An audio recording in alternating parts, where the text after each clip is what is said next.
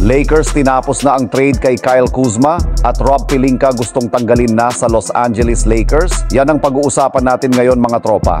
Pero bago yan mga tropa, baka pwede ka mag-subscribe sa aking channel para manalo kayo ng tropang basketball jersey. Maraming salamat mga tropa. Let's go!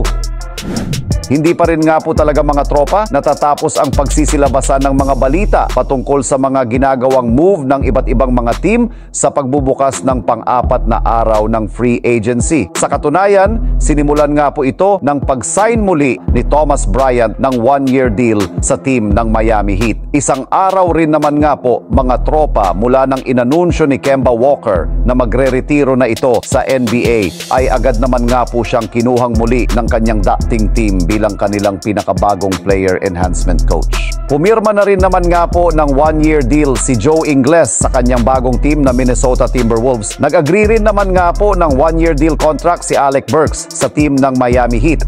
Habang tuluyan na rin naman nga po na umalis ngayong off-season si Taurean Prince sa Los Angeles Lakers at pumirma na lamang ng kontrata sa kanyang bagong team na Milwaukee Bucks, kung saan makakasama nga po niya ditong muli ang kanyang dating head coach na si Darvin Ham. Dahil nga po sa nangyaring pag-alis ni Taurean Prince mga tropa, marami ang nagsasabi na dapat daw kinuha ni Rob Pelinka ito kaysa kay Max Christie or kay Christian Wood. Marami din na nagsasabi na mahina nga daw si Rob Pelinka sa pagdidesisyon lalo na pagdating sa mga trade at free agency. Kaya sigaw nga ng maraming fans ng Lakers na tanggalin na nga ito at palitan ng mas magaling na general manager kung gusto nga daw na maging maayos muli ang organization ng Lakers. Anong masasabi nyo dito mga tropa? Dapat na bang tanggalin si Rob Pelinka bilang general manager ng Lakers?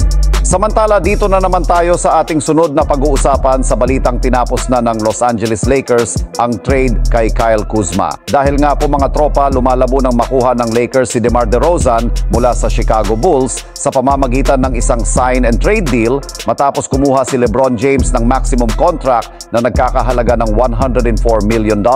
Ay kailangan na naman nga po ng kanilang team na maghanap ulit ng bagong manlalaro ngayong off-season na maaari pa nga po nilang makuha sa free agency o di kaya sa trade market. At base nga po sa kalalabas pa lang na balita ng isang NBA insider, isa na nga daw po sa mga pinakamalapit na players na maaari na nga po nilang mahuha ay ang kanilang dating player na si Kyle Kuzma, na naibalita rin naman nga po ngayon na isa sa mga available sa trade sa team ng Washington Wizards. Mismong Lakers na rin naman nga po ang nagsabi na pinagsisisihan na nga po nila ang pag-trade ng kanilang team noon kay Kuzma kapalit si Russell Westbrook. Kaya oras na nga daw po upang bumalik na ito sa kanilang lineup. Ngunit hindi rin naman nga po magiging madali ang pagkuha nila kay Kuzma. Gayong bagamat man nga po payag ang Wizards sa trade, ay mas gusto rin naman nga po nila ng at least 2 future first round pick bilang kapalit nito. Kaya kailangan pa rin nga po itong pag-isipang mabuti ng front office ng Los Angeles Lakers. Anong masasabi nyo dito mga tropa?